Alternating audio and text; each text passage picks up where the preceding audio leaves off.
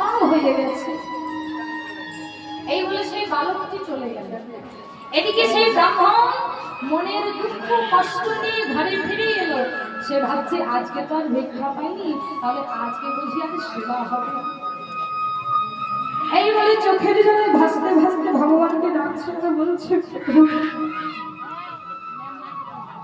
আজ বুঝি আমাদের সেবা জুটবে না।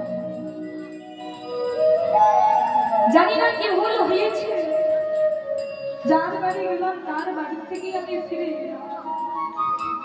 আজ যদি আমাদের সংস্কৃতিকে অনাহারে থাকতে হবে।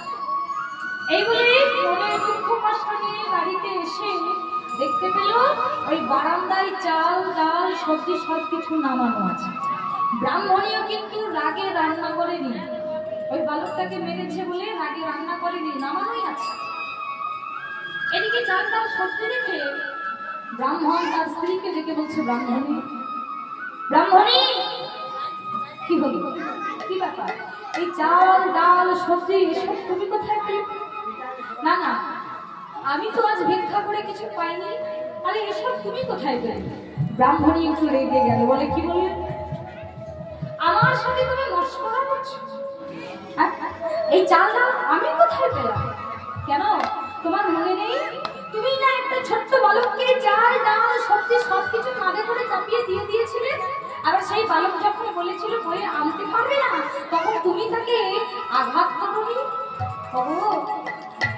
আঘাত করার পর একটিবারও সেই সন্তানটার দিকে তুমি তাকিয়ে দেখেছিলে? একটিবার সেই বালকটির দিকে ফিরে চেয়েছিলে? তুমি দেখেছো সেই বালকের ক্ষত স্থান থেকে ঝরঝর করে কত রক্ত ঝরছে? যেই না বলেছে একটা ছোট্ট বালক তার বুক থেকে রক্ত ঝরছে, তিনটি ক্ষত স্থান, সঙ্গে সঙ্গে ব্রাহ্মণের চৈতন্য ফিরেছে।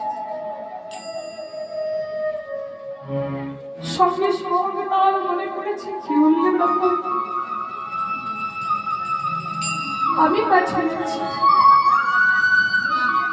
আমি ভিক্ষা করে পাঠিয়েছি। না না, আমি তো আজ সারাদিন কোনো ভিক্ষাকে পাইনি, তাহলে ভিক্ষা করে আমি আমার কাছে পাঠাবো? বলে হ্যাঁ পাঠিয়েছ, তুমি যাকে পাঠিয়েছিলে তার বুকে তিনটি ক্ষত স্থান, যেখান থেকে ঝরঝর করে রক্ত ঝরে ঝরে পড়ছে। সঙ্গে সঙ্গে চৈতন্য ফিরেছে, ছুটে গেল মন্দিরে। মন্দিরে গিয়ে প্রভুর চরণে আছাড় করে ডাকছে, দয়া